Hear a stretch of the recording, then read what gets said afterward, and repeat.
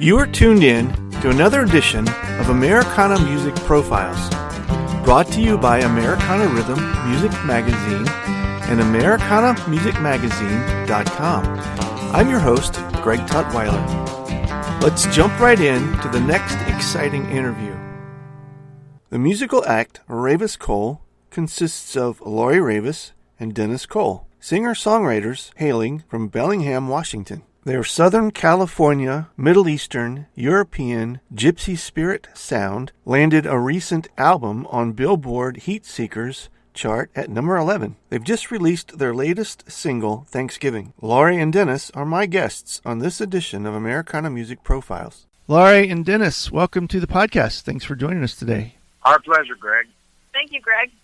Where are we talking to you from at the moment? Well, we're in Bellingham, Washington, about 90 miles north of Seattle. Okay. And I was reading in some of the press notes that you guys were originally from two different parts of the country. Is that right? We are a bi-coastal couple, with me having lived in the Seattle and North area for a long, long time, and Laurie? And I'm originally from the East Coast, from Connecticut and Boston, is where I spent a lot of my years. Okay. How did you guys get connected, being so far apart in your origins? Well, at the Crown of the Continent Guitar Festival, we actually met up in a jam class. Okay. Where there was about 10 students. I had my red Stratocaster. Dennis, you had your arch top, didn't you? Yeah.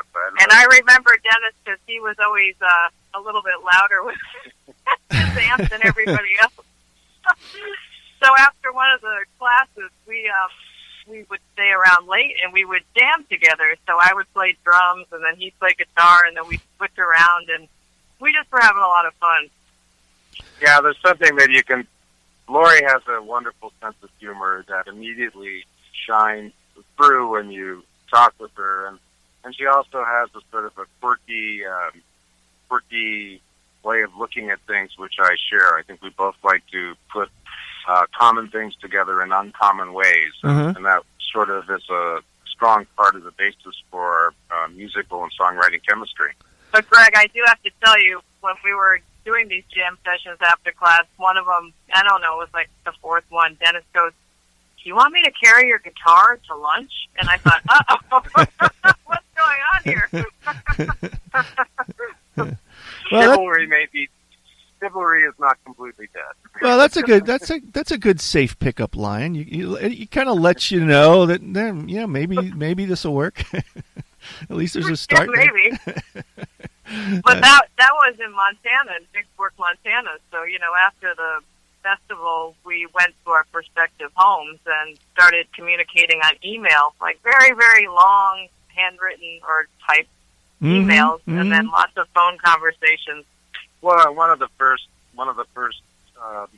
songwriting things that we did together was in the immediate aftermath of that camp. We have a song called "Holding Onto a Rainbow," and I was riding my bike along a 12-mile-long lake that is close to where we live, and it was a typical sort of gray, overcast northwest day. And as I was riding and feeling the rhythm of the bike, I saw a rainbow, and I got to thinking, wow, what if you could ever get to the end of a rainbow and actually, grab a hold of something? And with the feelings that I was having about Laurie, kind of her being the pot of gold at the end of the rainbow, it all kind of morphed together into a song about love, called "Holding Onto a Rainbow." That's cool. And how long ago did you release that song? It was originally released in 2016. On our original Electric Blue Dandelion album. Okay. And for the songwriters who listen to the show, the song started on email where I would write one line and then Dennis would write a line, and we kind of traded lines back and forth, so it really is a part of both of us. Yeah, interesting. Kind of had the pandemic approach before you ever had to. Right. Well, at least we didn't have to wear a mask while... That's right. More guitar as well. So, did each of you have your own music career prior to meeting each other at that camp? Go ahead. Well, I was in Boston, so I was playing in a couple different bands, one an all-girl band and then another one with a bunch of different people. So I was playing electric guitar quite a bit and starting to get more into the singer-songwriter on my acoustic guitar. And, in the last 7 years since Dennis and I have been playing together, I've really stayed more true to acoustic guitar. Mm-hmm. And I played guitar since I was 14, Okay. and it was mostly a hobby for a long time. And as I continued to, play guitar, try to expand horizons, etc., I found that there was really something about music and communicating and songwriting and all that I really felt called to pursue. Mm-hmm. And that was why I was in Montana in the first place, was to sort of take my music out of the closet and put it into a public space and to make it more of my life. So that's what really led me to find Laurie. Yeah, yeah. And Dennis should tell you, he did start playing guitar in classical, right, on nylon string. Yeah, so I started life off as a classical guitar player, did a little bit of flamenco, and it's certainly gone all around the planet since then. Well, again, in some of the notes you guys sent over, I was looking at this description of what you do, and this idea of Southern California, Middle Eastern, European, Gypsy. It's a fairly eclectic mix, and yet when I listen to some of your music, I can really hear the different little elements of all of that kind of coming through. Was that just kind of organic for you from the backgrounds that you two came from, or is that more intentional with your sound? I think it's just very organic. It's kind of like decorating your house. You may have some things you inherited. You may have some things from a travel. You may have other things that are just good value, Yeah. So it's all part of us that just is kind of exudes out of us. Well, and I also, for me, I would say it's quite a bit intentional. That it's similar to cooking, where you experiment with different spices and flavors. Mm-hmm. And again, I like to put things together in unusual ways. I find that stimulating and interesting, and exploring what comes out of that. So, yeah, it's a mix of both organic and intentional direction in putting these things together and creating them. I noticed in at least a couple of videos that I looked at that there was other folks involved musically. Is that for the purposes of the recording, or do you guys get to play together as a larger group sometimes as well? Well, because we're now in Bellingham, when we perform together as a duo. So that really was for the purpose of recording the songs and being able to put out a fuller soundscape in the recordings. Mm-hmm. But it also really, we've been blessed to have wonderful musicians to work with, and they're not just people who come in and play something simple. They come in and really put their heart into what they do, and the whole does become greater than the sum of its parts. And we've really been privileged to have some truly talented people play with us. Yeah, that's awesome. Were you guys able to get to a place of full-time musicianship prior to this thing that we're in at the moment? Were you able to be out and call it full-time? Yes, we were, and we missed it. We missed it just like everybody else. Yeah. I mean, gosh, last year at this time we had been in the United Kingdom and had a great tour over there, which we would love to go back again, and then played a couple gigs on the East Coast before coming home.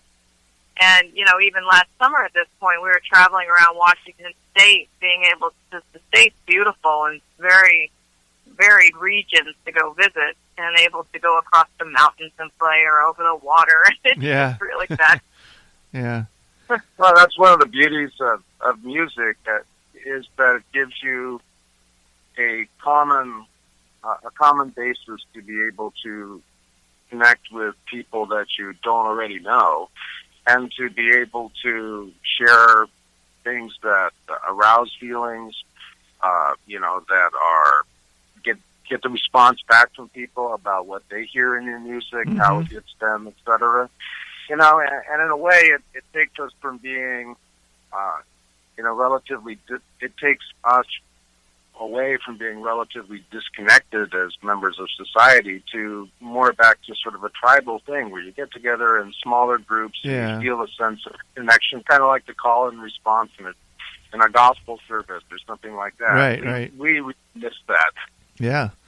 Yeah. Yes. Everybody I talk to feels the same way, and I know we're all hoping that we'll find a normal that looks similar to that, at least from the music perspective, so that we can find ways to entertain and be entertained for sure. You mentioned earlier, Dennis, you were talking about the song. The songwriting process for you guys when you sit down to put a new project together, are you writing individually and together, or is everything that you do a collective for the project?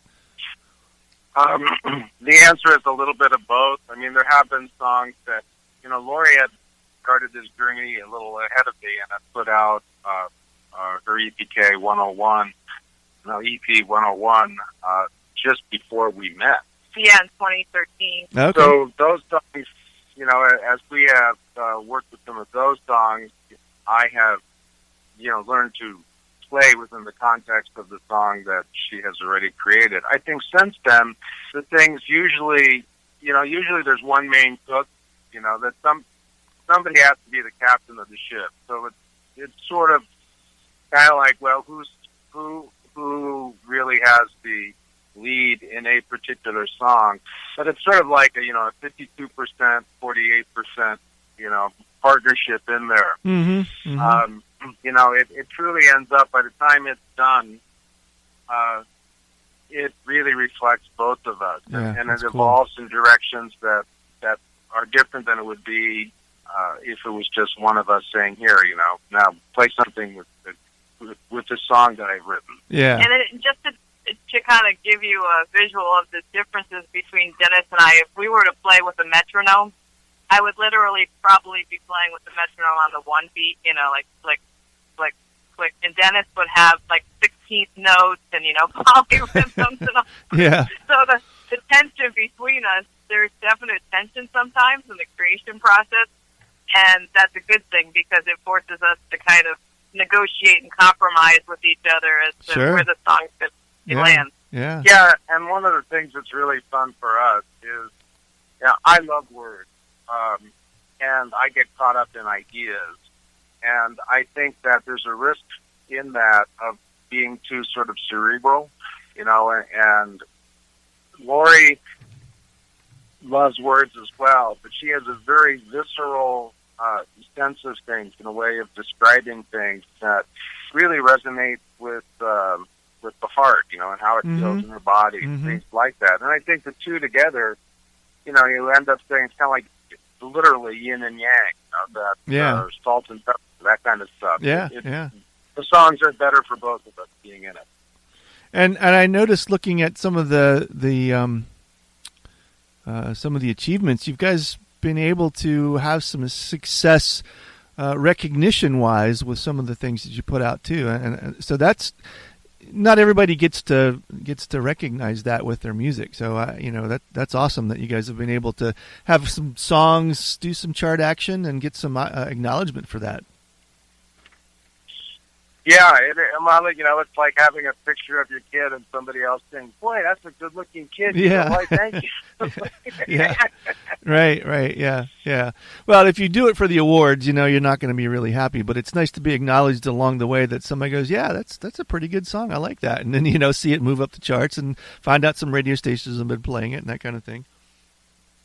Well, one of the things that is available is, particularly with Spotify, because it offers some metrics, et cetera. You can look at save rates, and when people who don't know you, don't have some attachment to you, save your songs, at a high level across your catalog, it feels good. Yeah. You are making songs that resonate with people. Yeah. And that's really what we want to do. It's not about numbers. It's about, are we able to do something that is authentic to us and also feels authentic to other people. There's a great quote I read the other day. It says, people won't remember you for what you say. They'll remember you for how you make them feel. Mm-hmm. And that's what we want to do is, make people feel things. Yeah. That's Maya Angelou, right?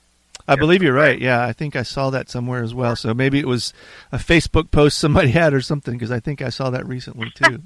But it is true, though. I mean, it's artists are creators, and so just to be able to have an outlet to be creative is its own reward, and then to be acknowledged for it. Then on top of that, it's just the gravy. So yeah. You have a new project that just released 23rd, right, of this month, October? Yes, that's correct. Tell me about that, 3D immersive. Well, the 3D immersive it's hard to be short, but I'll try. I think without getting into the technical side of stuff, this is a time when, people don't really get to go out and hear live music. They don't get to have that kind of in-person experience that is so important to us as human beings. Mm-hmm. And in a way, being able to use technology to help create more of an experience of what it's like to actually be there. When the walls sort of disappear, instead of looking at a sound stage, feeling like you're actually there. Giving your ears wings to fly when your body can't. Mm-hmm. So that type of thing. That's what we hope with this. And it's two things. One is there's some technological stuff in there in terms of creating this, which is, relatively, it's a new up and coming thing. The other thing is we're trying to tell a story in terms of how we arrange the songs and put it into this album so that, the concept album is, like Pink Floyd's The Wall and things like that, is less common these days when it's all single driven. But we tried to do something that makes it as close as possible to give people the experience of being there. Mm-hmm. Is it something and go ahead. I would say, said in another way, the 3D is really, you can hear the instrumentation all around your head if you use headphones. That's what I was going to ask. Does it make a difference if you listen to it in headphones versus a stereo of some type? It does, and you can hear it, the different, it's an artistic, another artistic choice where you place the instrumentation and the vocals and so forth. So you have more choices than just the stereo, which is left-right. Mm-hmm. You can go in front of you, you can go in back of you, you can go up high, you can go down low. Interesting. And so this album was a curated choice of songs that represents the hero's journey. So it's meant to take you on a little bit of a journey, and that's why we have some songs that are very short, just to kind of add to the journey feel of the whole album. Yeah. They can act and relax for 30 minutes or so. Yeah. I love using the Joseph Campbell connection in there. That's cool. Yeah. Is this something that you will release as a whole piece, or will you release singles from it also? Well, it is. It's really both. I mean, right now we're not putting it out on a CD. We've released it on all the streaming services. Okay. And, it's organized and structured to be able to stream the whole thing, but obviously within that context, anybody can, choose to take a bite and sample one song from it. But the real, the intent was, if you like it or if it's interesting to you, to the idea of the immersion, like taking a bath with a good book, right? You want to get away from a little while, have a break from, have a break from the news cycle, right? Yes. Go listen to the music, and they'll give you that kind of a break. Yeah. And anybody who just likes, music, it still sounds great just to listen to it, Right. If people who love Americana music, I think will still really appreciate the songs, because there's still songs at the heart of it all. It makes me think a little. Yeah, go ahead. Well, I just thought of this as we're talking, but it reminds me a little bit of art. And let's say you like painting, and some people use, thick oil paints with a palette knife, and other people use watercolors, and et cetera. And it's a different way of looking at something, and it's a different way of experiencing it. And it's not better, it's different, but it's cool to have that option available. I was listening to a video, and I'm assuming the song is on there, and if I'm not, then maybe I'm going down a bunny trail that we have a different conversation. But the Angel from Montgomery, is that part of this album? It is. Okay. So we released Angel from Montgomery as a single. Okay. The stereo version, which is the video that you're seeing, which was filmed very close to our home here in Bellingham. Yeah, I love what you did with that. It's just it's a really, really pretty arrangement. Oh, thank you. I mean, we actually started the recording process, a year plus ago at Americana Fest when we were there in Nashville. Oh, cool, yeah. And that's when we got together with all the musicians to get the song up and running. Yeah. And then we were able to finish it out here, in our own home studio. Yeah. And the video itself was filmed, right in the middle of the pandemic. So quite honestly, it wasn't the easiest thing. I'm sure. Yeah. Yeah. We're a little more ragged than usual, not quite as polished. Yeah. But, it sure is authentic, so that's the whole point of it. and we also have included Angel from Montgomery in a 3D version and the 3D immersive release. So, it's an excellent example to be able to contrast the difference between how it sounds in a stereo version and how it sounds in a 3D immersive version. Awesome. Cool. Okay. Well, before we wrap things up, we were talking a couple days ago, and there's a song that you guys recorded a couple years ago that kind of feels sort of appropriate in more ways than one with the holiday season around the corner. You have a song called Thanksgiving that you kind of want to reemphasize in this season. Can you tell me about that a little bit? Well, Thanksgiving Feel Like Home is, it's a song that, you're right, it's a great time of year for the whole concept of it. And it's interesting because it's a song about letting go of expectations around the holiday and just being open to, the kind of holiday you may have. And, the first line is a Thanksgiving without family. And it's appropriate this year, but it's really about home is where the heart is. Right. And you can have family around you, whatever experience you're having. It's open to all of us. Yeah, yeah. And that is available on which album? That's Electric Blue Dandelion Nashville Sessions. Okay. Awesome. So that came out in 2018. And that's on all the platforms as well? Yes, it's on Spotify, Apple Music, and we actually sell a CD. The CD's still on our website. Okay. If anybody likes CDs, we don't know, but we kind of like them. There's a few of us out there that still enjoy CDs. So tell the folks where they can, the website, how they can get in touch with you if they want to learn more about what you guys are up to and learn more about the latest project, 3D Immersive, and this song and that record. Well, I will say we do put out a monthly newsletter, which we really work at providing value for people with our articles and information. And you can sign up on our website, which is raveiskole.com. It's RAVEISKOLE.com. And we do that once a month, but all of our information is really housed on our website. We have links to go pretty much anywhere you need to go to either stream a song, download a song, or, buy some of our music. And we talk about things ranging from the creative process in a song, such as with Angel from Montgomery, 3D Immersive, talking about some of the technology sorts of things. But, we really try to make it be informative and say, well, what's the backstory on some of these things? What would we like to know if we like the music or we're interested in the process generally? what would be of interest to us as an informed consumer, and we try to put that into the blog post to give people a little deeper insight. Okay, neat. That's cool. Well, thank you all very much. This has been really cool talking to you and getting to know about your story and especially how you put this latest project together, and we certainly wish you well with it. Thank you Greg. So much, Greg. Thanks again for tuning in to this episode of Americana Music Profiles. Find us on iTunes at Americana Music Profiles and on the internet at AmericanaRhythm.com.